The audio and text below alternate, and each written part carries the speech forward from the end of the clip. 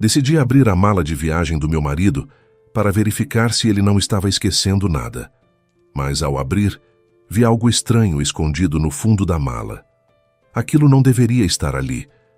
Fingi que não vi nada e fiquei em silêncio. Então, decidi ativar no celular dele a função de rastreamento. Quando ele saiu, resolvi segui-lo. E quando descobri para onde ele realmente ia, meu coração disparou e minhas mãos começaram a tremer. Bem-vindos ao canal Recanto das Histórias. Antes de começarmos, contem nos comentários de onde vocês estão nos assistindo. Adoramos saber até onde nossas histórias estão chegando. Desejamos que você tenha uma ótima experiência com esta história fascinante. Sandro era conhecido na sua cidade do interior como arruaceiro e mau aluno, e sempre fazia o que o coração mandava.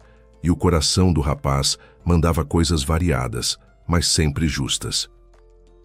A avó, que era para Sandro tanto mãe quanto pai, pois os pais haviam morrido há muito tempo, só abria os braços quando os vizinhos chegavam para reclamar do neto, batendo com raiva no portãozinho já frágil.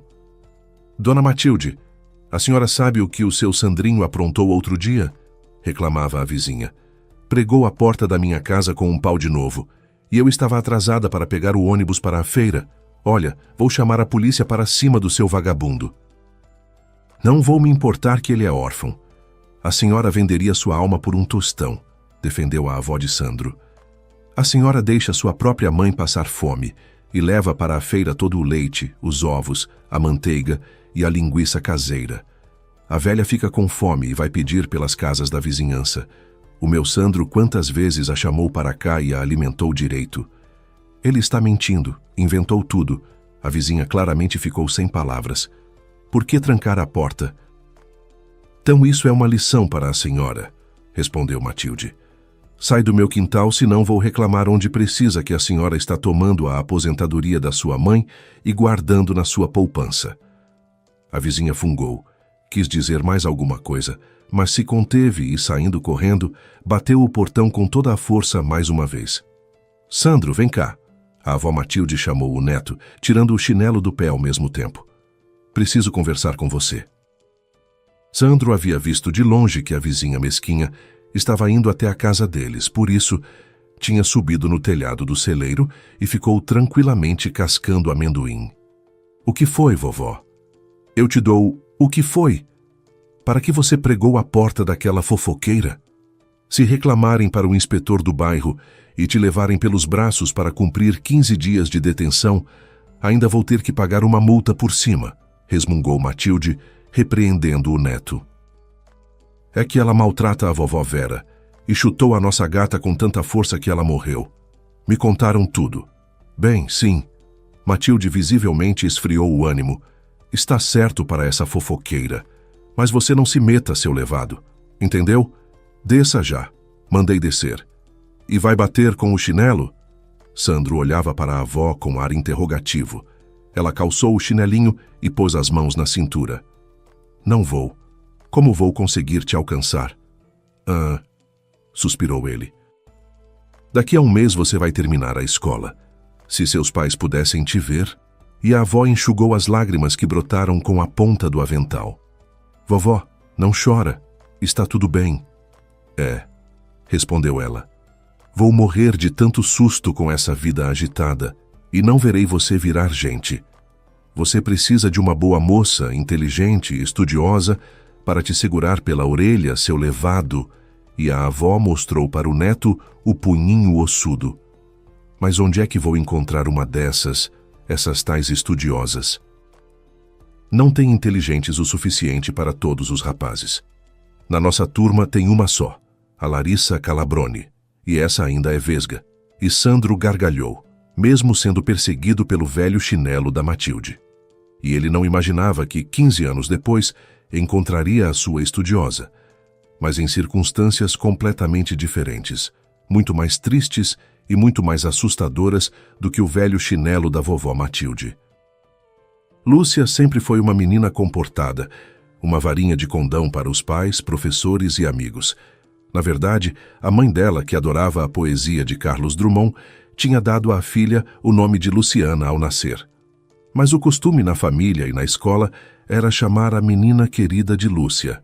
Com esse nome, Lúcia saiu para a vida depois de terminar a escola com medalha de prata. Só uma pessoa a chamava pelo nome completo. Era o namorado dela, Adriano. Lúcia conheceu Adriano no último ano da universidade. Ela estudava para ser tradutora de francês, que considerava a língua do romantismo e do amor, sobre o qual só conhecia pelos romances.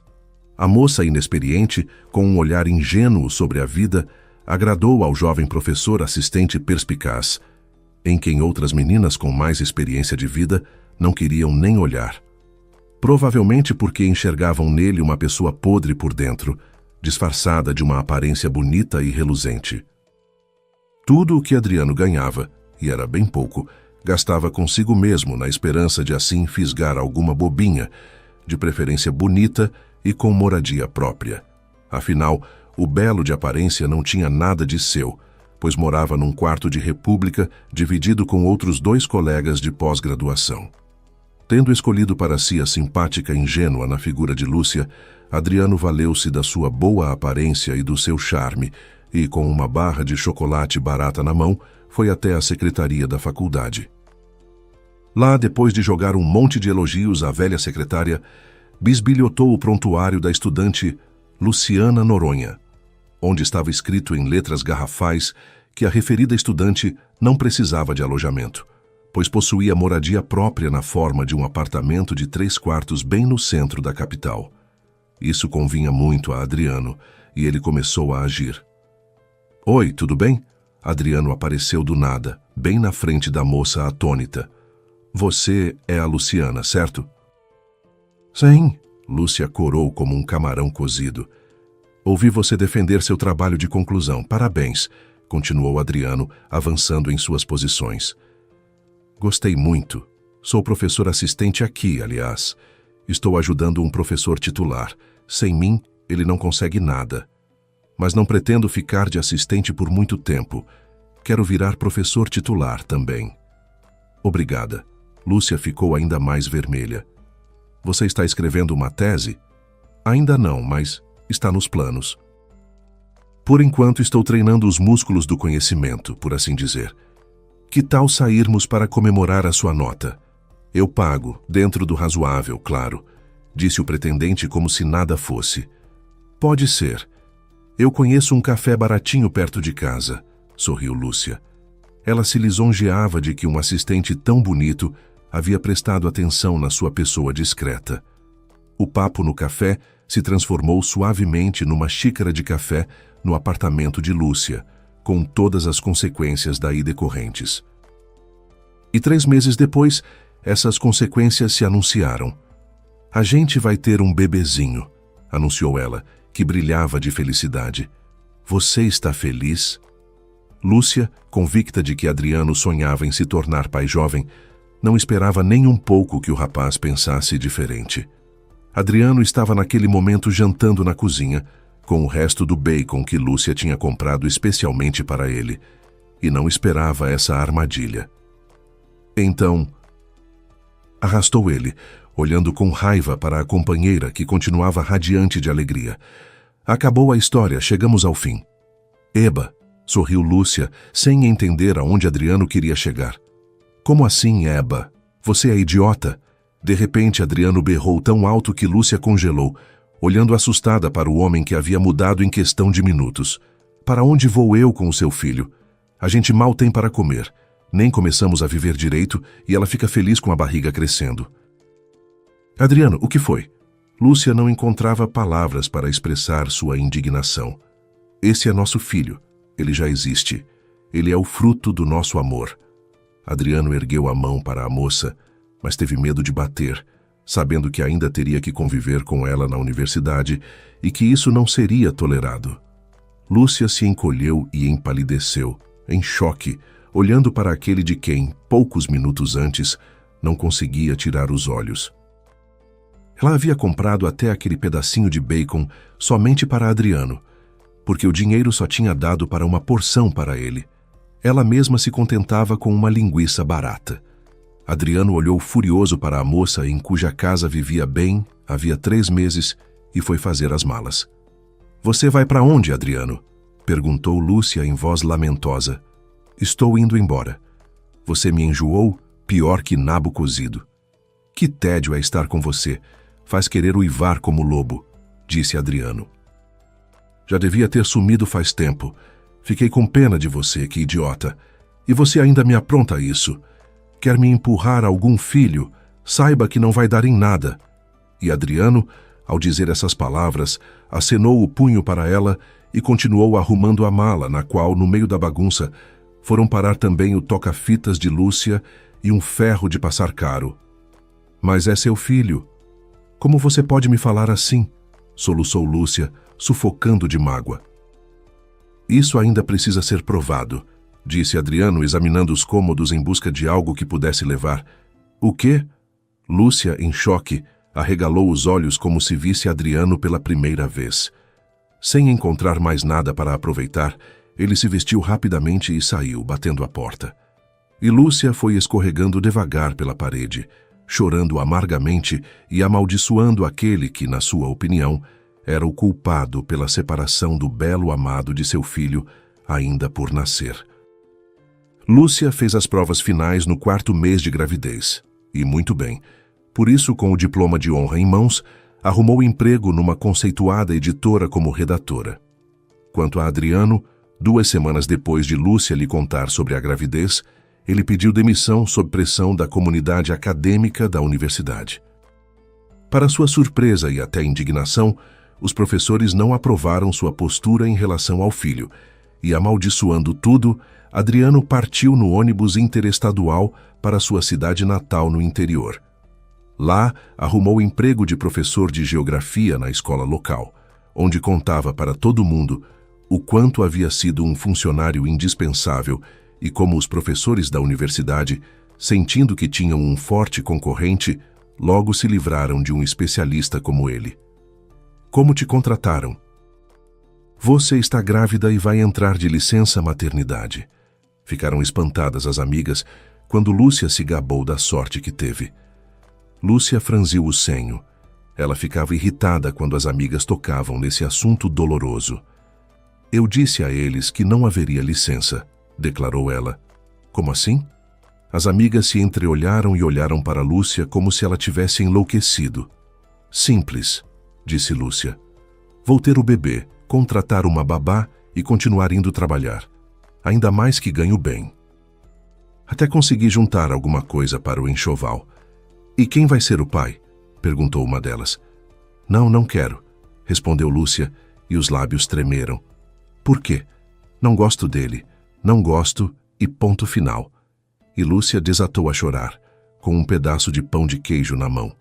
As amigas correram para consolá-la e explicar que isso era uma armadilha da psique, transferir a mágoa de Adriano para o bebê inocente.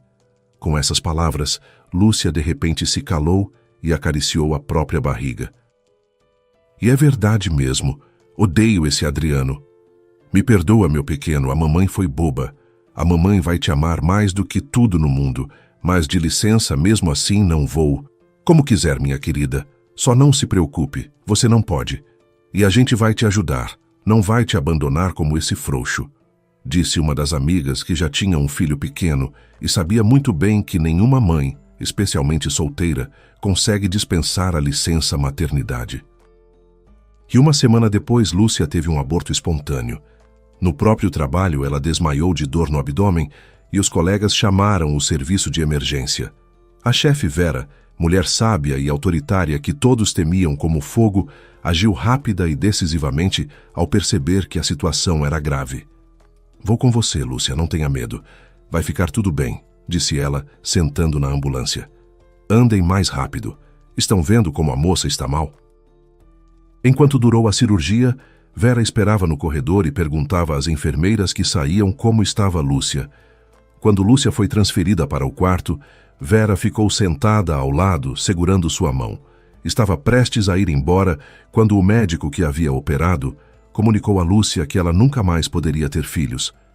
Me diga, o que era? Perguntou Lúcia entre lágrimas.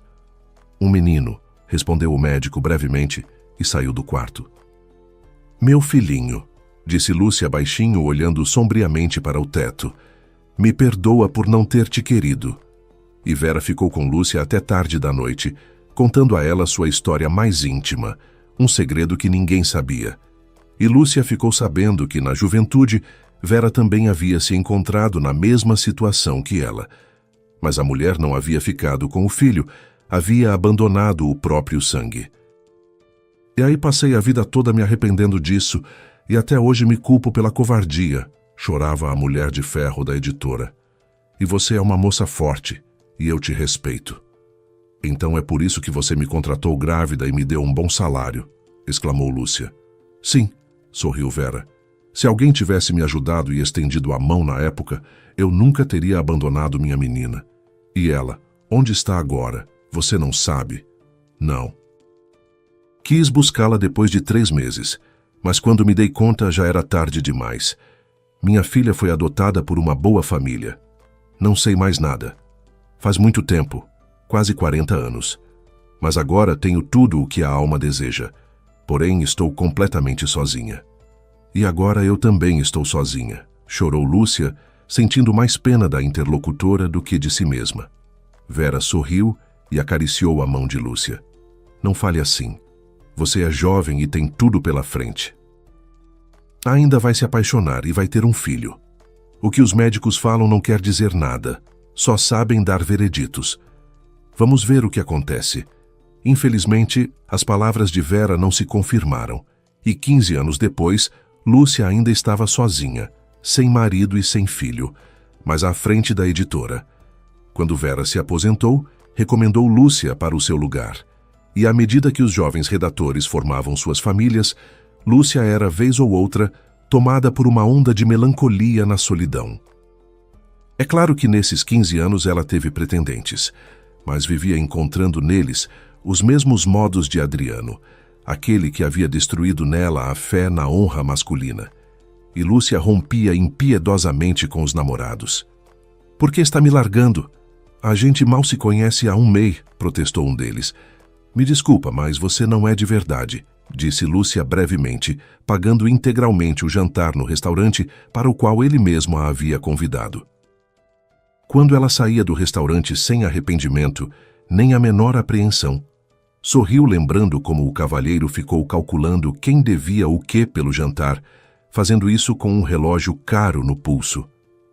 E onde é que se acha um de verdade? Perguntou a amiga e colega de redação Rosa, quando elas se aqueciam numa cafeteria numa noite fria. Onde é que estão todos eles? Onde procurá-los, pelo amor de Deus? Rosa tinha 40 anos e também, assim como Lúcia, não tinha família. A sorte não sorria para ela.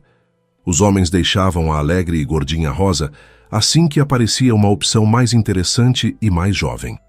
E Rosa era sempre o aeródromo reserva de fácil acesso, o que angustiava muito Lúcia, que enxergava de fora muito mais do que aqueles homens.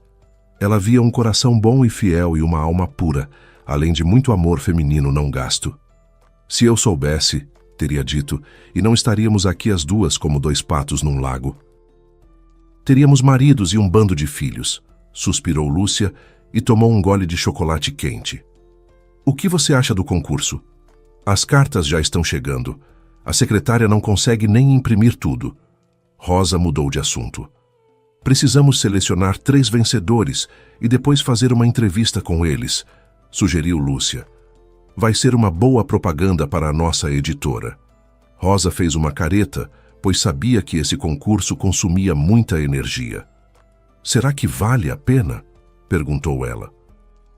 Lúcia não respondeu. Estava pensativa. Ela havia lido um poema entre os muitos enviados à redação e ele tocou nas cordas mais distantes da sua alma. Não, ele não passaria no concurso pela sua simplicidade ingênua, mas de alguma forma, num instante, tirava os óculos cor-de-rosa, mergulhando na verdade deste mundo. Como teria feito falta esse poema antes, para aquela garota de 20 anos? Talvez os Adrianos do mundo não tivessem conseguido enganá-la. O que você está lendo? Rosa interrompeu seus pensamentos. Lúcia mostrou em silêncio um envelope com uma carta, de onde saía uma folha de papel quadriculado.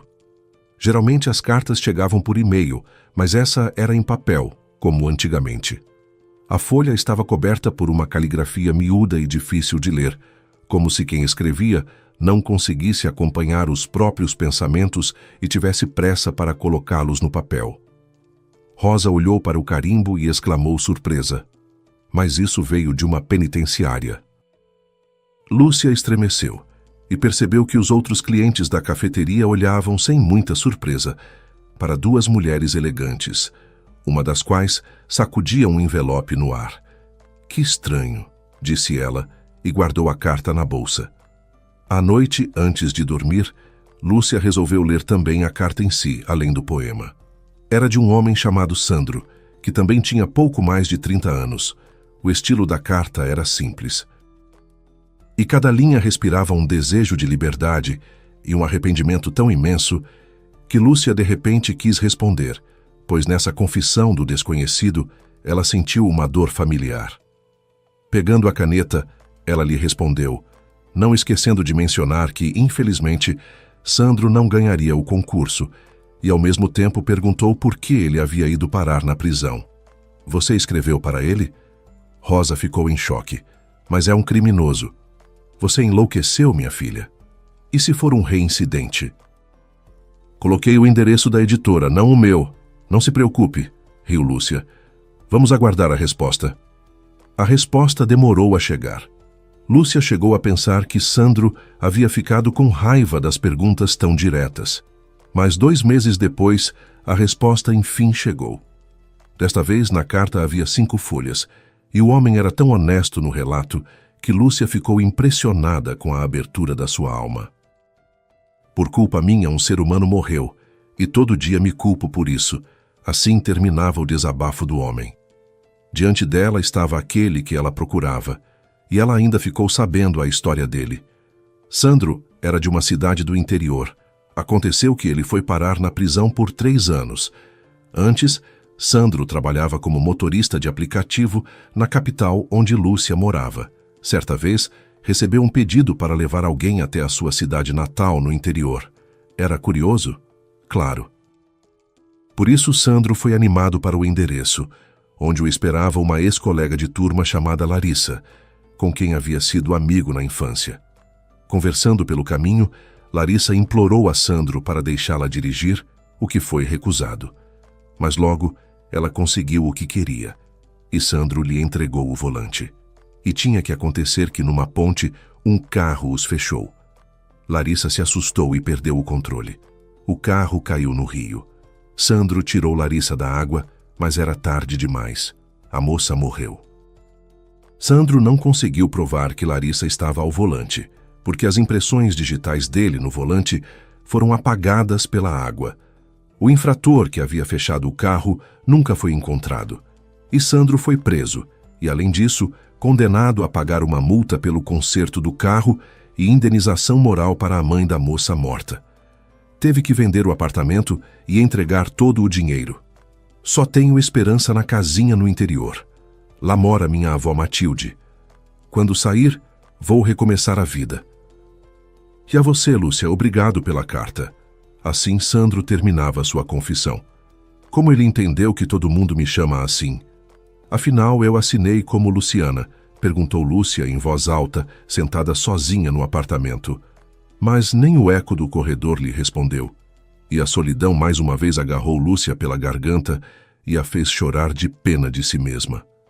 Sem saber bem como, a mão se estendeu até a caneta esferográfica e Lúcia, pegando uma folha de papel, começou a escrever. Ela escreveu tudo o que a perturbava, contou tudo o que guardava em sua memória. Na carta havia juventude, havia Adriano, havia o filho perdido, havia a solidão. O papel aguenta tudo, mas eu não aguento mais.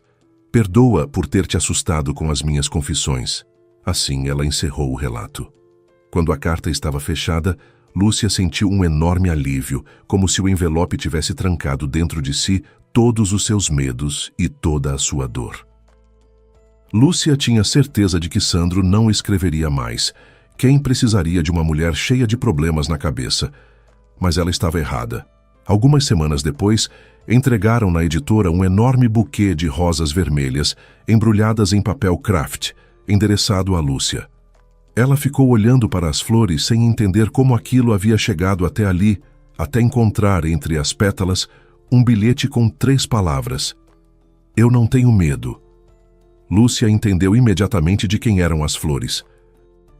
Sandro havia pedido a alguém de confiança, fora da penitenciária, que cuidasse daquele gesto por ele, e o impacto foi o mesmo que se ele mesmo tivesse entregue. Em seguida, chegou uma carta de Sandro dizendo que ficava muito feliz em ter a amizade de alguém tão próximo a ele em espírito. Lúcia lhe respondeu com o coração tremendo de emoção. Assim, eles se corresponderam por 6 meses, até que Sandro anunciou que em breve sairia em liberdade, o que deixou Lúcia sinceramente feliz. Quero fazer uma surpresa para ele, encontrá-lo na porta da penitenciária. Lúcia anunciou radiante para a amiga. Sandro não tem onde morar, por isso vai ficar na minha casa por enquanto. Rosa arregalou os olhos e rodou o dedo na têmpora. Você está bem da cabeça, minha filha? Estou falando sério. É um ex-presidiário. Eles te contam qualquer coisa, desde que pessoas ingênuas como você os acolham. Para que você precisa disso? Sinto que ele é uma boa pessoa. Eu confio nele, respondeu Lúcia. Tá, depois não vai chorar, porque eu te avisei, entendeu? Rosa era categórica. Entendi, disse Lúcia tranquilamente, como alguém que já havia decidido tudo. Sabe, cheguei a ligar para a penitenciária pedindo informações sobre ele. Levei um tempo até conseguir falar com alguém do setor responsável, mas no fim me disseram a mesma coisa que o próprio Sandro, que ele foi parar lá por bobagem e bondade de coração. Sabe, Rosa, como diz o ditado, de boa família e de cadeia ninguém está livre. E Rosa se resignou à decisão da amiga, na esperança de que ao menos desta vez as coisas dessem certo. 4 dias depois, o carro de Lúcia estava parado na frente dos portões da penitenciária. Lúcia estava tão nervosa quanto antes dos exames, a ponto de as mãos estarem suadas. Afinal, em breve sairia aquele com quem ela havia se correspondido por meses. O rosto dele ela não havia visto, por isso confiava na intuição, que por algum motivo lhe sussurrava que Sandro era um homem de boa aparência. Dizem que a intuição feminina raramente falha. Foi assim desta vez também. Quando Lúcia viu os portões da penitenciária se abrirem lentamente, ficou paralisada de emoção, mal conseguindo respirar ao ver um homem sair pelo portão. Era realmente bonito, alto, de compleição atlética, moreno, ligeiramente magro, o que se entendia, afinal não havia estado num resort. Sandro olhou para trás, para os portões que se fechavam, e sorriu. Ele olhou para o céu azul e o sol brilhante de verão que se filtrava pelas folhagens e respirou fundo o ar morno com cheiro de asfalto molhado. Depois correu e pulou numa poça d'água, gritando com toda a força dos pulmões: Liberdade! Isso! Os pombos que arrulhavam no gramado levantaram voo pesadamente e começaram a rodear sobre o telhado da penitenciária. Me desculpem! Sandro gritou para eles enquanto se afastavam e gargalhou, ajeitando a mochila com roupas. Era tudo o que tinha. De repente, do outro lado da rua, a porta de um carro se abriu e uma loira bastante agradável saiu do veículo e, fitando o rosto dele, perguntou timidamente: Você é o Sandro? Sou a Lúcia. Fui eu que escrevi para você. De surpresa, Sandro ficou parado, olhando para a mulher, enquanto maquinalmente passava a palma das mãos no rosto. Poxa, devia ter me barbeado antes de sair, pensou ele. Os rapazes disseram que dá azar, por isso não fiz. Em voz alta respondeu: Olá, Lúcia, sou eu. Lúcia sorriu e atravessou a rua, e então disse algo que fez o coração de Sandro apertar de dor. Que bom que você saiu. Vamos para casa. Fiz sopa do jeito que você gosta. Sandro agarrou a cabeça, atônito. Como assim? Eu nem tenho casa. Vendi para pagar as dívidas. Mas eu tenho. Você acha que ia abandonar meu amigo? E roupas também precisamos comprar para você. Mas eu não posso. Não é certo que uma mulher me ajude. Deveria ser o contrário. Sandro não acreditava nos próprios olhos de que Lúcia, tão bonita e bem vestida, quisesse ajudá-lo. Eu posso, disse Lúcia com firmeza. A sua vez ainda vai chegar. Não se preocupe. Sandro assentiu e sorriu, e então, num impulso de gratidão, abraçou aquela que havia devolvido nele a fé nas pessoas. Posso dirigir? Minhas mãos estão coçando de vontade. Sou motorista de profissão, perguntou ele com entusiasmo, olhando para o carro. Pode. Lúcia, sem a menor hesitação, lhe confiou o volante. Fico até feliz. Não gosto muito de dirigir. Sou um motorista bem ruim, para ser honesta. Vou te ensinar, disse Sandro e com prazer sentou no banco do motorista, pegando o volante com carinho. Mais tarde, Lúcia percebeu com satisfação que o carro andava como sobre trilhos, pois estava clara a mão de um profissional.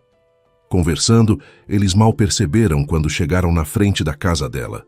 Sandro ficou acanhado parado na soleira e Lúcia teve que praticamente arrastá-lo para dentro do apartamento diante da vizinha escandalizada. Fique à vontade ali.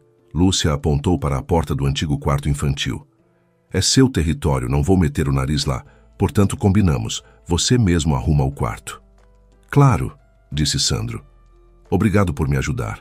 Quando me levantar, vou retribuir. Não precisa, é só viver. Respondeu Lúcia simplesmente e foi botar a chaleira no fogo. E Sandro, ainda sem acreditar na própria sorte, entrou no quarto e fechou a porta suavemente. Olhou ao redor.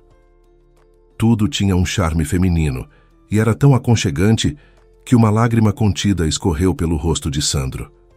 Depois do banho, barbeado e com ar descansado, Sandro foi jantar, onde já o esperava a mesa posta. Nossa, faz tempo que não comia nada caseiro, disse Sandro e sentou à mesa ao lado de Lúcia. Então cai dentro, riu Lúcia e empurrou para ele um prato fundo de caldo de feijão. A partir daí, o apartamento de Lúcia deixou de ser um covil de solidão, como ela dizia para Rosa. Na noite do dia seguinte, Lúcia percebeu que Sandro andava carrancudo. Por que você está tão sombrio? Lúcia ficou preocupada. Não tô com sorte, acenou Sandro. Hoje o dia inteiro andei atrás de trabalho e não me contratam. Ninguém quer ex-presidiários, mesmo que você seja habilidoso. Imagina, éramos 5 e o chefe contratou todos, até um moleque verde, mas me botou para fora sem nem ouvir, como se eu fosse leproso. E aí, o que fazer? Vai para a fábrica, sugeriu Lúcia. Lá sempre precisam de boas mãos. Sandro bateu na própria testa. Verdade mesmo. Embora, para ser honesto, minha alma está com a mecânica. Sinto um motor pelo coração.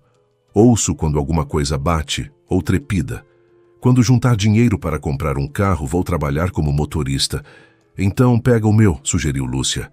Só me leva para o trabalho. Sandro agitou os braços, indignado. Que é isso? Não pega o seu carrinho. O carro é como sua segunda metade. Só deve pertencer a você. Não pego, nem tente me convencer. Lúcia não esperava essa resposta e de repente pensou: se ele trata assim com tanto cuidado uma máquina de ferro, como vai tratar a mulher amada? Provavelmente vai carregá-la no colo, até dá inveja da futura esposa dele. No dia seguinte, a busca por emprego também não teve sucesso. Na fábrica também recusaram Sandro, alegando falta de vagas. E mal ele estava começando a reclamar sobre a injustiça para Lúcia, o telefone tocou. Por que a vizinha da vovó Matilde está me ligando? Estranhou Sandro. A conversa foi curta. Sandro desligou o telefone e olhou assustado para Lúcia. A vovó morreu. Como morreu? Você ia visitá-la amanhã. Lúcia se sentou ao lado dele. Como assim? O que aconteceu? A vizinha disse que ela adormeceu e não acordou, murmurou Sandro, e em seguida agarrou a cabeça e desatou a chorar. Devia ter ido logo depois de sair da prisão. Que idiota! Queria primeiro arranjar trabalho para poder dizer que estava tudo bem. Queria que o cabelo crescesse um pouco. Ela me lembrava cacheado. Lembrava. Lúcia abraçou a cabeça do Sandro, que soluçava, e passou a mão pelos cabelos cortados rente. Fui eu que te desviei do caminho. Eu também sou culpada. Devia ter ido logo para o interior. Não pensei nada sobre a vovó. Sou uma idiota. E Lúcia desatou a chorar. Tão forte que agora Sandro teve que consolá-la. De repente, Lúcia enxugou o rosto inchado de tanto chorar e disse: "Vamos para o interior. Para com esse choro. O velório precisamos organizar direito, para despedir a pessoa como se deve." Sandro pegou a mochila e tirou todas as suas economias que havia juntado na prisão. "Suntuoso não vai dar como ela queria para chamar toda a vizinhança", suspirou ele. "Mas para enterrar a vovó de maneira digna, dá para fazer." "Eu complemento o que faltar", disse Lúcia, e captando o olhar de incredulidade dele, acrescentou: "O que você está olhando? A vovó é sagrada." A preparação foi rápida. Lúcia fez algumas ligações e partiram para o interior. Sandro estava ao volante, e Lúcia se esforçava para entretê-lo com histórias do seu passado, para não deixá-lo cair no desespero. Quando passavam pela ponte, Sandro de repente freou. "Foi aqui que tudo aconteceu. O acidente em que Larissa morreu", disse ele em voz baixa e saiu do carro. Lúcia não foi atrás, dando a Sandro espaço para pedir perdão àquela que havia perdido a vida ali. Depois, seguiram em silêncio. Logo apareceu a casa da vovó Matilde. Assim que o carro encostou, saiu de uma casa vizinha uma velha senhora. "Olá, tia Shirley", disse Sandro. "Ah, nosso Falcãozinho voltou." E a Matilde não esperou, coitada. Ela sonhava em te ver casado. "E você, Falcãozinho, veio com a esposa. Que bela moça." Por mais que Sandro explicasse que Lúcia não era sua esposa, ninguém parecia ouvi-lo. Na manhã seguinte, toda a vizinhança já sabia que o neto de Matilde havia chegado acompanhado de uma esposa da capital. No enterro, Sandro chorava e de joelhos pedia perdão à avó. E Lúcia sentia o coração se partir com aquela cena triste. Como Matilde havia desejado, ao velório vieram muitos vizinhos e as mesas estavam bem servidas. Tudo isso foi encomendado por Lúcia para ao menos aliviar um pouco a dor do homem, que ela havia começado a considerar seu. Os moradores agradeceram a Sandro por tê-los recebido com tanto carinho. Ao final, quando as pessoas começaram a se despedir, Sandro foi passando de um a um e oferecendo com toda a delicadeza algumas das coisas da avó para quem quisesse guardar uma lembrança dela. Uma toalha, um relógio de parede, um livro, objetos simples que Matilde usava no dia a dia. As pessoas ficavam emocionadas e ele dizia com voz calma: "Vou ter que vender a casa, mas não quero que as coisas dela se percam assim. Prefiro que fiquem com quem a conhecia." Para si, Sandro reservou apenas o que tinha valor afetivo: 1/3 de prata da avó, um velho rádio de válvulas e alguns talheres herdados de família. Apenas uma velha não quis nada. Ficou de lado, com o olhar sombrio fixado em Sandro. Quando todos foram embora, ela se aproximou e, com os punhos cerrados, desabou contra ele. "Está chorando pela sua avó? E quem colocou minha netinha na cova, seu desgraçado? Você mesmo se casou com uma bela mulher, joga dinheiro fora. E eu? O que faço sem minha pobre menina?" A velha, com lágrimas nos olhos, espancava Sandro com os punhos ossudos e xingava muito, e ele ficava ali em silêncio. Lúcia quis intervir, mas Sandro fez sinal para ela não se meter. Logo a velha ficou sem forças e, curvada, sentou num banco. Sandro sentou ao lado. "Me perdoa, dona Mariana. Eu tenho culpa de ter cedido o volante para a Larissa. Era teimosa ela. Vou me arrepender disso a vida toda." Sim, a Larissa era teimosa. A velha olhou para Sandro com olhos consumidos pelo sofrimento. "Quanta lenha a menina quebrou. Até hoje estou colhendo o que plantou. E você me perdoe. Não me contive. Sou uma bruxa. É do sofrimento que a gente faz isso." "Só agora entendi quando perdi alguém querido eu mesmo", disse Sandro e enxugou os olhos. "Fala para mim se precisar de alguma coisa. Consertar o telhado, reforçar a casa, cavar a horta. Faço tudo." Dona Mariana deu tapinhas nas costas de Sandro. "Vai ter uma coisa, mas eu falo depois. Agora vou embora, tenho afazeres." Dona Mariana foi embora, e Sandro e Lúcia ficaram sentados por um longo tempo, com medo de quebrar o silêncio da casa que havia ficado órfã. 2 dias depois, Sandro vendeu a casa da avó porque não queria reviver as perdas que havia sofrido ali. E Lúcia entendia perfeitamente isso. No caminho de volta, Sandro disse: Agora não tenho casa e não tenho para onde voltar. Como para onde?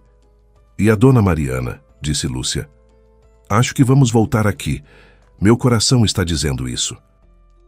Em breve, Sandro comprou um carro e passou a trabalhar como motorista. Mas isso não era suficiente para ele. Queria sustentar Lúcia de tal forma que ela não precisasse ficar até tarde no trabalho, pois havia se apaixonado genuinamente por ela e intuía que seus sentimentos eram correspondidos. O aniversário de Lúcia se aproximava e Sandro começou a se preparar aos poucos. Como Lúcia havia insistido para que o amigo ficasse ainda um tempo na casa dela até se firmar, Sandro resolveu dar a ela um presente inesquecível.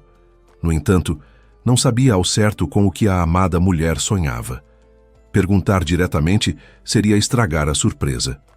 Embora Sandro entendesse que as amigas de Lúcia, especialmente Rosa, não o apreciavam muito, teve que recorrer a elas em busca de ajuda e, reunindo coragem, marcou um encontro com as 3 amigas de Lúcia. Para não fazer feio, Sandro comprou um terno decente e até foi ao salão de beleza que Lúcia frequentava. Sente-se aqui, meu senhor, não tenha medo, como o senhor ficou com o cabelo crescido. E as mãos, exclamou a cabeleireira. Bem, vamos resolver tudo. O que tem de errado com minhas mãos? Perguntou Sandro assustado, examinando as palmas, pois nunca havia frequentado lugares assim na vida, considerando-os supérfluos para um homem. Mas por Lúcia estava disposto a esse tipo de sacrifício, como lhe parecia. O senhor trabalha com terra? Por que as unhas estão tão mal cuidadas, as palmas tão ásperas? A manicure pegou a mão de Sandro na sua. Não se preocupe. Limpamos. Cortamos a cutícula. É uma questão de 20 minutos. Que cutícula vão cortar? Sandro ficou bem assustado e quis ir embora, mas a manicure o fez sentar novamente na cadeira. Pronto, senhor. O senhor vai a um encontro com uma moça ou não? Tchau, Sandro engoliu em seco com medo, olhando para o estojo de manicure. Então não se mexa, vamos deixar tudo bonito. Quer um café? Sorriu a manicure. Sandro assentiu em silêncio e viu uma outra moça se aproximar trazendo uma xícara do líquido quente e um pãozinho de queijo. Ficou evidente que no salão já sabiam como lidar com homens como Sandro, chamando-os entre si de calorosos selvagens. Talvez o pãozinho gostoso tenha ajudado. Talvez o café aromático e a gentileza do pessoal tenham surtido efeito, mas de repente Sandro disse corajosamente, olhando para a manicure: Pode começar. Ótimo, sorriu ela. E vou ligar a TV para você com o jogo. Quando Sandro saiu do salão, estava irreconhecível. Cabelo penteado fio a fio, pele do rosto cuidada, e as mãos, pela primeira vez na vida, estavam lisas em vez de ásperas como lixa. As unhas polidas brilhavam de limpas. Assim vestido, Sandro apareceu no conselho feminino que as amigas de Lúcia lhe armaram. Assim que entrou no café, metade da clientela feminina virou a cabeça na sua direção. De Sandro emanava um sutil rastro de perfume masculino, a cereja do bolo de todo o cuidado no salão. Estou atrasado? Perguntou ele amistosamente para Rosa e as outras 2 amigas. As 3 abriram a boca e olharam para Sandro como se não fosse ele, mas alguém famoso. Sem dar tempo para se recuperarem, mentalmente agradecendo a manicure por não tê-lo deixado fugir covardemente, ele deu a cada mulher uma linda rosa de longa haste sem espinhos. As amigas de Lúcia abriram sorrisos e fitaram Sandro com olhares surpreendidos. E ele descontraidamente disse: Parece que vocês estão tomando só café. Isso não está certo, já que fui eu que trouxe vocês aqui. Por isso, por favor, peçam o que quiserem e eu pago. De um homem quase desconhecido, e para mais tido antes como desagradável, elas certamente não esperavam ouvir isso. Vendo o embaraço, Sandro chamou a garçonete. Minha querida, anote o pedido dessas simpáticas moças e, por favor, traga a conta para mim. Combinado? A garçonete percorreu a mesa com o olhar, assentiu e depois disse admirada: Que homem! Com isso, a represa de desconfiança em relação a Sandro finalmente desmoronou, e Rosa, por fim, perguntou o que Sandro tanto queria ouvir. Sandro, como podemos ajudar? Num almoço gostoso, decidiram juntos o que dar a Lúcia de aniversário. E as mulheres foram as primeiras a saber das intenções de Sandro em relação à amiga. Todas, incluindo a pragmática Rosa, ficaram encantadas. Assim, Sandro ganhou um trio de amigos fiéis. Quando Sandro voltava para casa, satisfeito com a missão cumprida, percebeu perto do portão do prédio uma velha senhora muito parecida com a sua avó Matilde. A velha carregava um saco pesado de batatas, esfregando com a mão as costas curvadas. "Vovó, deixa eu ajudar." E Sandro habilmente pegou o saco. "Ai, meu Deus, obrigada, meu filho. É que a nossa juventude é consciente assim." Ficou feliz a velhinha. "Mas já não sou rapazinho faz tempo, já passei dos 30, riu Sandro. "Moro aqui no seu prédio, no apartamento 10. Meu nome é Sandro." "Ah, Sandrinho, já juntei tantos aninhos que qualquer um de menos de 50 para mim é rapazinho." "Então você é casado, Sandrinho." Chegou ela à sua conclusão. "Ela é uma boa moça, você não a maltrate. E eu sou Dona Catarina. Pode me chamar de Vovó Cata. Moro aqui no primeiro andar, do que fico muito feliz. As pernas já não são o que eram." "Ah, a velhice não é um sorriso." Sandro ajudou Dona Catarina a carregar o saco até a própria cozinha e, ao sair, percebeu que na sala um varão de cortina havia caído e as cortinas estavam no chão. Sem dizer palavra, Sandro colocou o varão de volta e arrumou as cortinas. "Como você é prestativo. Olha só, a Lúcia teve sorte com você. Precisa de mais alguma coisa? Pode falar que faço na hora." Vovó Cata de repente se emocionou. "Meu marido morreu há 20 anos. Agora tudo vai caindo, vazando e parando de funcionar. Vêm técnicos, mas fazem só o suficiente para ter que voltar depois e cobrar mais da velha.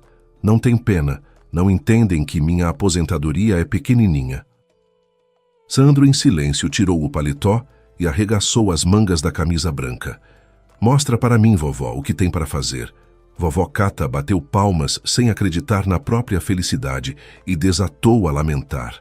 "Ai, meu Deus, espera aí. Vai sujar o terninho e a camisa." "Não se importe, Sandrinho, veste a roupa do meu marido. Está limpinha, um pouquinho usada. Meu companheiro não teve tempo de usá-la muito. Vou já buscar." E a velha foi correndo ao quarto, de onde logo voltou com um agasalho esportivo e uma camiseta antiga. Sandro não foi discutir e nem ofuscar a felicidade da vizinha e vestiu o que lhe deram. A roupa serviu bem no tamanho e Vovó Cata ficou satisfeita. Come, Sandrinho, vou fazer mais para você. Sei que a juventude não tem tempo para ficar mexendo com massa, mas ao menos vou ter alguém para cuidar. Filhos nós com meu marido não tivemos, e você tem tanto jeito." "Podia até abrir a sua firma", declarou Vovó Cata com ar de entendida. "Vi uma coisa assim na televisão." Sandro até parou de mastigar. "Mas isso é uma ideia, vovó. Afinal, eu sei de tudo. Consertar, dar carona, organizar. Como não pensei nisso antes?" "Pode contar." Catarina até corou de prazer. "E clientes eu arrumo para você. Sabe quantas velhinhas como eu? Tem de sobra." E eles riram, calculando quanto trabalho Sandro teria. Quando Sandro chegou em casa animado com a ideia de Vovó Cata, Lúcia abriu a boca ao vê-lo. "Me explica por que você está com uma roupa como se tivesse vindo de outra época. Meu avô tinha uma assim." "Mas o corte de cabelo está bom, te cai bem", disse Lúcia. "Vou abrir minha própria firma", disse Sandro animado. "A Vovó Cata me deu a ideia, imagina, e isso é para você." E Sandro estendeu um pacote cheio de bolinhos caseiros. "Pronto, tchau dieta", exclamou Lúcia e mordeu um pedaço enorme com satisfação. "E com a abertura do negócio, as minhas meninas vão te ajudar." O Conselho das Amigas, com a mesma composição, se reuniu na casa de Lúcia na noite seguinte. Juntos, elaboraram um plano de negócios e calcularam o capital inicial.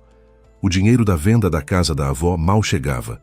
Lúcia se ofereceu para ajudar a registrar os pedidos entrantes, e Rosa, com a publicidade do pequeno projeto. Uma contribuição inestimável veio de Vovó Cata, que contou para todas as velhinhas dos pátios vizinhos sobre o aparecimento de um bom rapaz com mãos de ouro. "Ele faz de tudo, tudo mesmo", ela se gabava para as vizinhas. Conserta canos, troca vidro, ajeita o piso. É ouro de rapaz. Cresceu sem pai nem mãe, chama-se Sandro. E a namorada é boa, respeita a gente. E o preço é barato, não como os outros que arrancam 3 peles e faz rápido. E como se chama a firma? As vizinhas ficaram claramente interessadas. Seu ajudante, foi eu que sugeri, respondeu vovó Cata com orgulho. Agora tenho ajuda gratuita para sempre. É que tive sorte. Né que sim, deu vontade de viver. Por isso, amiguinhas, vamos ajudar os rapazes a se firmarem. Contem para as outras. Façam pedidos vocês mesmas. As velhinhas assentiram concordando e pegavam das mãos de Catarina os cartõezinhos com o número de telefone de Sandro. Vovó Cata, como ninguém, sabia como funcionava bem o boca a boca, com um exemplo vivo na figura dela mesma. Já no dia seguinte, Sandro foi inundado de pedidos, tanto que se formou uma fila de uma semana e as ligações não tinham fim. Mas apesar disso, ele não esqueceu de organizar com a ajuda das amigas de Lúcia o aniversário dela. O mais difícil foi escolher o presente, especialmente um tão especial. A festa ficou decidida que seria realizada na casa de campo, à beira do rio que pertencia a Rosa. Quando chegou a hora de presentear a aniversariante, Sandro saiu disfarçadamente de casa para receber Evandro, que trouxe pontualmente o presente para Lúcia. Quando a dona da festa abriu a grande caixa, chorou ao ver o presente. Que coisa adorável! Sonhei com isso a vida toda. Da caixa, balançando o rabicho, saiu um filhotinho de raça. O filhote latiu alegremente. No pescoço do filhote havia uma fita com um envelopezinho. Obrigada, querido, disse Lúcia e abraçou Sandro pelo pescoço. E o que está no envelope? Abre, ele sorriu. Abrindo o envelope, Lúcia leu em voz alta o bilhete. Lúcia, você vai fazer Sandro o homem mais feliz do mundo. Você vai se casar com ele. Quando ela olhou para Sandro, ele já estava de joelho e estendia para ela um anel de ouro. Você vai se casar comigo? Ele perguntou de novo.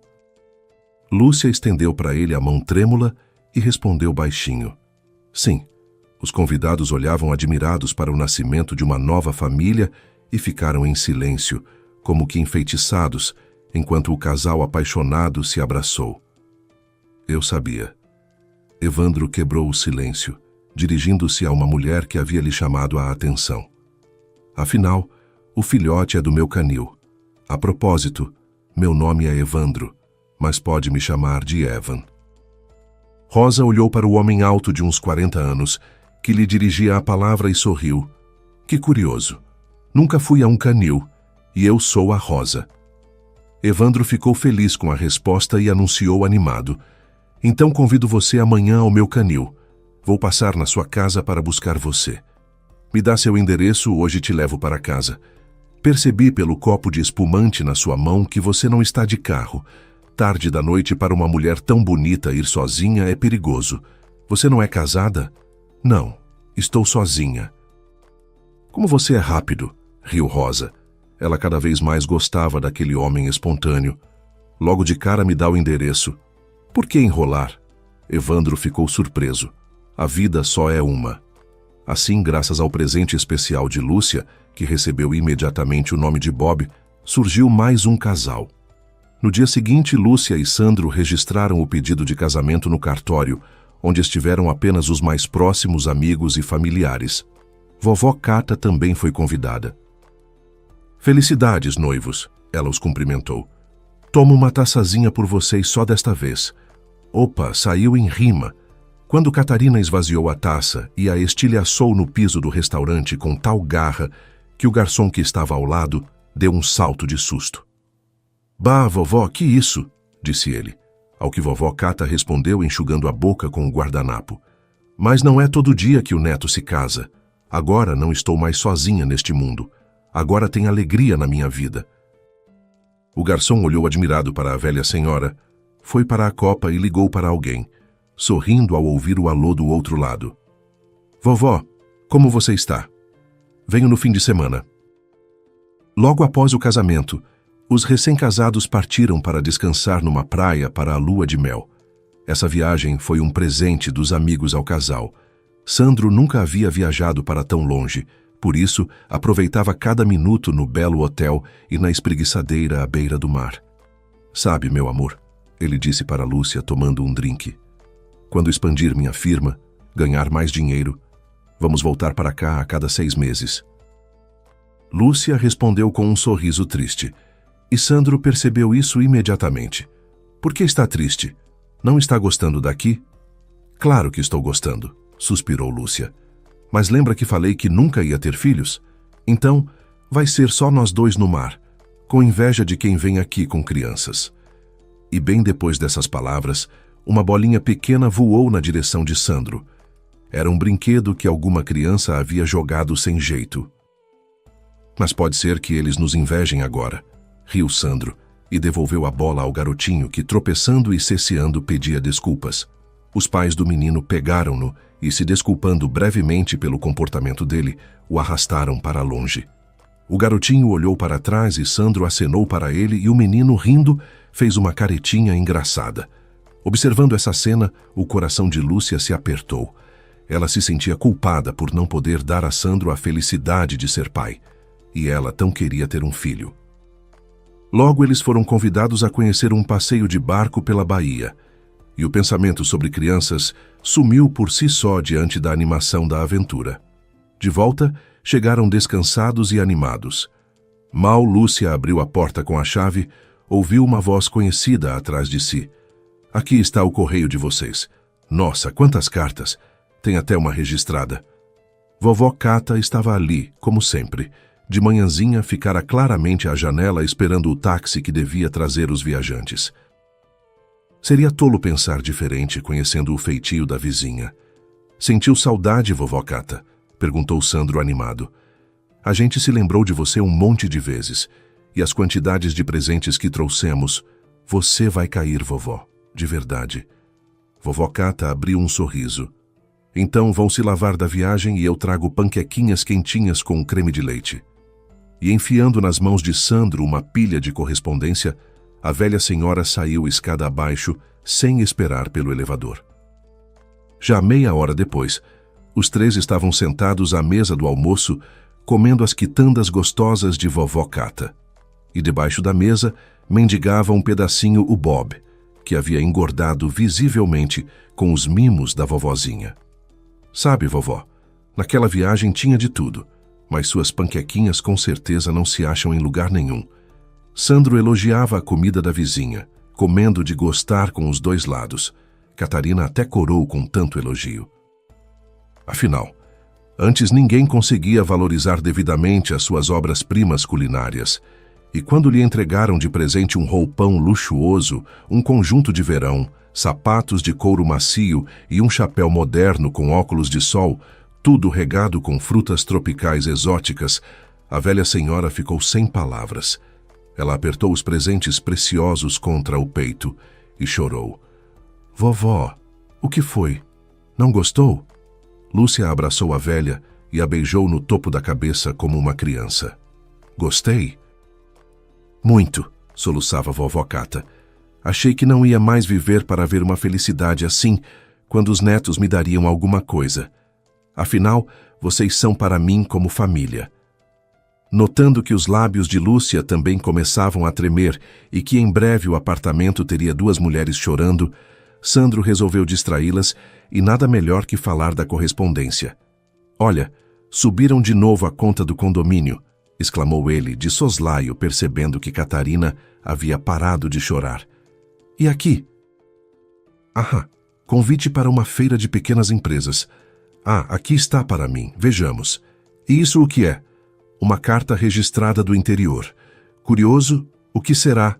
Sandro abriu o envelope, e por mais que os olhos percorriam as linhas do conteúdo da carta, o rosto foi escurecendo.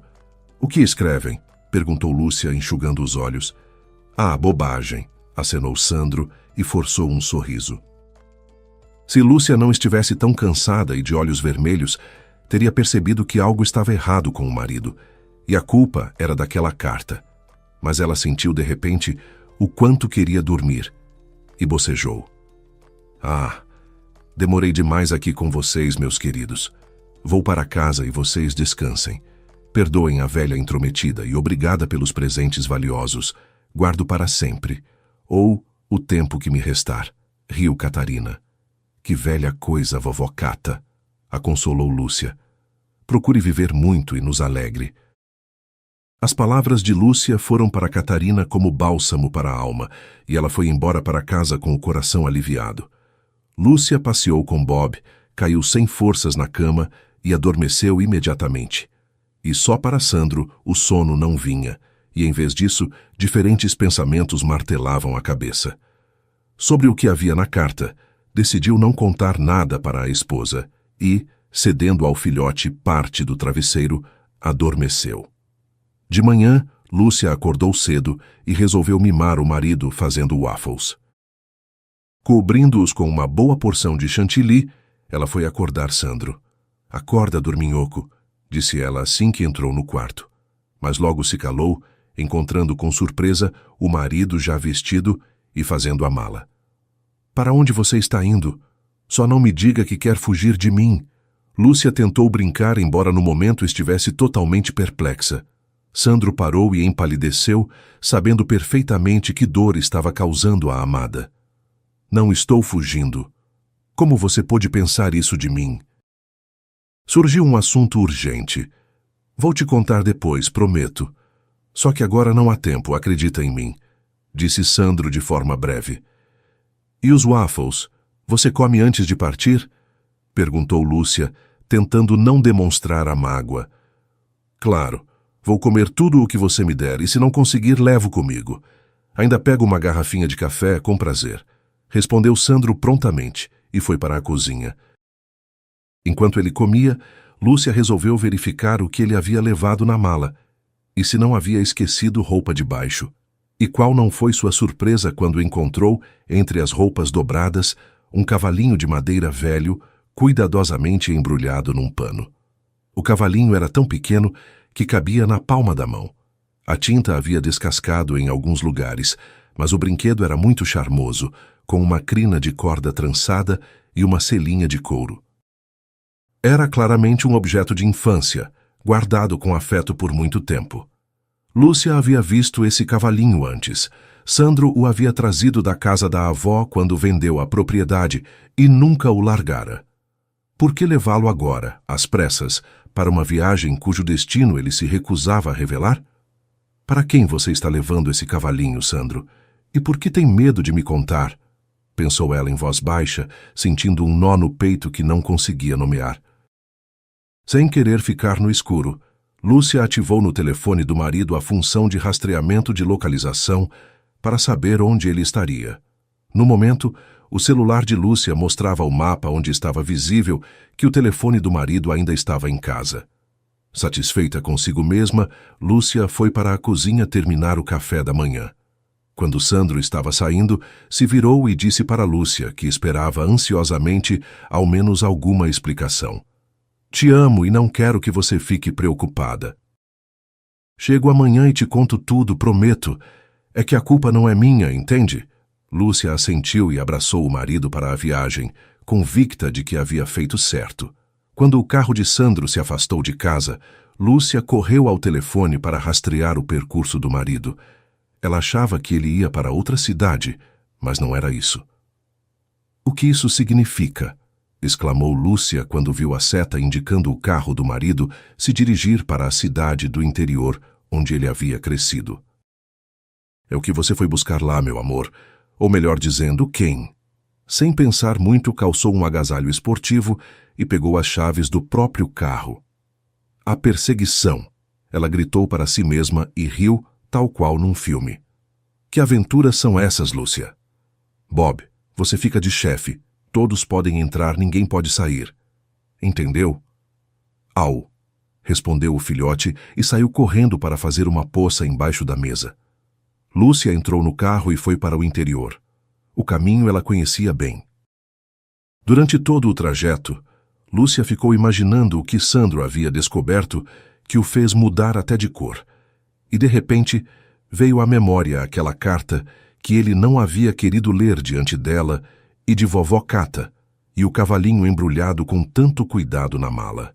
Alguma coisa naquele brinquedo tinha um destino, e ela precisava descobrir qual. Será que é por causa daquela carta? O que estava escrito lá? A curiosidade extravasava da Lúcia inquieta, que pretendia resolver esse mistério. Logo surgiu a cidade do interior. O GPS no celular levou Lúcia até uma casinha velha cercada de uma cerca torta. Parando o carro atrás de um arbusto para não ser vista, Lúcia, fechando a porta de mansinho, foi até o portão. Perto da casa, ela viu o carro do marido, de cuja porta aberta tocava baixinho uma música de desenho animado. Não acredito. Lúcia ficou ainda mais brava. Está se divertindo aqui enquanto eu estou enlouquecendo.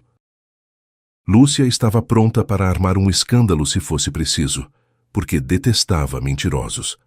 Mas a raiva cedeu lugar à curiosidade que beirava o medo de perder o marido. Quando Lúcia viu no quintal um menininho de uns 4 anos, ele estava sentado num balanço improvisado e brincava com o cavalinho de madeira que Sandro havia levado na mala. O mesmo objeto que ela havia encontrado entre as roupas poucas horas antes, agora nas mãos daquela criança. Olha o que eu tenho.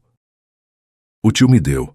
O menininho se gabava do brinquedo para o galinão que circulava perto do balanço, catando grãozinhos. Acho que ele é meu pai. As palavras da criança apertaram o coração de Lúcia de dor, e a mágoa inundou a razão. Ela, discretamente, para não assustar o menino, passou atrás dele e se esgueirou pela porta aberta, querendo encontrar o marido e exigir uma explicação. Por um momento, Lúcia ficou parada no alpendre, com medo de ver dentro de casa algo que a fizesse para sempre deixar de acreditar no amor e na existência de homens de verdade. Mas então, sacudindo a incerteza com força de vontade, abriu a porta que dava para dentro da casa. O que ela viu deixou Lúcia em choque. À mesa estavam sentadas pessoas, comendo em silêncio e conversando em voz baixa. Na mesinha de cabeceira ao lado da cama estava o retrato de uma velha senhora em moldura preta. Olhando mais de perto, Lúcia reconheceu com espanto nela a velha ranzinza Dona Mariana, que havia gritado com Sandro no enterro da avó dele. Então o marido havia vindo ao velório dela. Mas para quê? E o cavalinho? Por que levá-lo para cá? Esses pensamentos deixaram Lúcia ainda mais confusa, e ela, sem forças, se apoiou no batente da porta.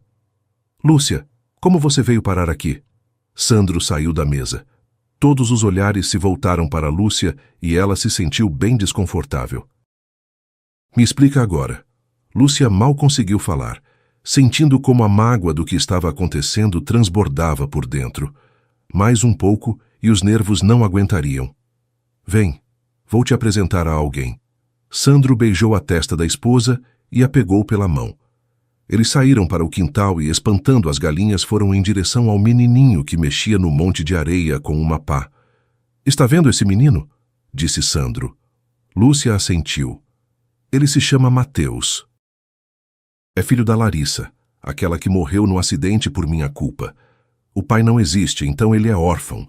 Eu nada sabia sobre ele. Parece que naquele dia Larissa ia para a capital buscá-lo. Mateus não se lembra da mãe, só conhecia a Dona Mariana. E esse cavalinho que você viu na mala era o presente que a Larissa me deu quando a gente era criança, no meu aniversário. Eu o guardei todos esses anos. Quando li a carta e soube do Mateus, não pensei 2 vezes. Era dele, não meu. Lê a carta. Eu só não queria te entristecer, pois você estava tão feliz depois das férias. Lúcia desdobrou a folha do caderno, onde com letra miúda estava escrito o seguinte: Olá, Sandro. Aqui quem escreve é a sua vizinha, tia Shirley. Tivemos uma tragédia, filho. A Dona Mariana morreu e faz 3 dias que a enterramos. Agora, o que fazer com o menininho não sabemos. O menininho é filho da Larissa. Dizem que ficou grávida na capital, mas isso não vem ao caso. A Dona Mariana não queria te contar sobre o bisneto. Era orgulhosa e não aceitava a ajuda de ninguém, ficou chorando pela neta. A gente já é velha, não nos dão a guarda do Mateuzinho, e mandar para o orfanato dá pena. Talvez você ajude? Afinal, você e a Larissa eram amigos na infância. Com respeito, tia Shirley. Lúcia ficou em choque com o que havia ouvido. A vergonha a cobriu como uma onda quente e ela corou. Então é por isso que ela gritou tanto com você no enterro da sua avó? Lúcia exclamou. Ela tinha medo pelo bisneto. Entendia que cedo ou tarde ele ficaria sozinho. Meu Deus, que tragédia! Nem dá para imaginar o que ela estava sentindo. Lúcia desatou a chorar e se encostou no marido. Me perdoa, Sandrinho. Sou uma tonta. Pensei que você estava me traindo. Meu Deus, como eu tenho pena do menino. Sandro afagou Lúcia e a beijou no alto da cabeça. Titia, por que você está chorando? Perto de Lúcia estava o menininho e estendia para ela o cavalinho. Pega, brinca. Quer que eu te ensine a fazer castelinhos de areia? Quero. Lúcia sorriu e estendeu a mão para o garotinho. A luz do sol brincava nos cabelos cacheados de Mateus e os grandes olhos castanhos emoldurados por cílios compridos olhavam para Lúcia com confiança. O garotinho estendeu a mãozinha gordinha e colocou na mão da mulher desconhecida. Vamos, disse ele. E eles foram, diante do espantado Sandro, que ficou parado de surpresa. Pela janela aberta que dava para fora da casa, as pessoas olhavam e se admiravam como Mateus tão rapidamente fez amizade com a esposa citadina de Sandro. Todos ficaram em silêncio, observando o que aconteceria a seguir. E Mateus puxava a chorosa Lúcia para o meio do jardim e de repente parou. Você é minha mãe? Então você apareceu? Perguntou ele, olhando diretamente nos olhos dela. Lúcia ficou parada e o coração começou a bater como louco. Apareci, disse ela baixinho e se ajoelhou diante do garotinho. Me perdoa, meu filho, por ter demorado tanto a aparecer. Mamãe, eu te esperava tanto. Mateus abraçou Lúcia pelo pescoço e não a largava mais. Você não vai se perder de novo? De jeito nenhum, respondeu Lúcia chorando. Nem por 5 bilhões? Soluçou Mateus.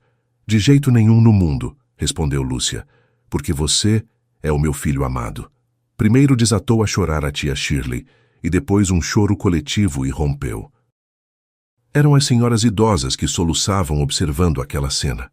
Sandro, de costas para elas, disse escondendo as lágrimas.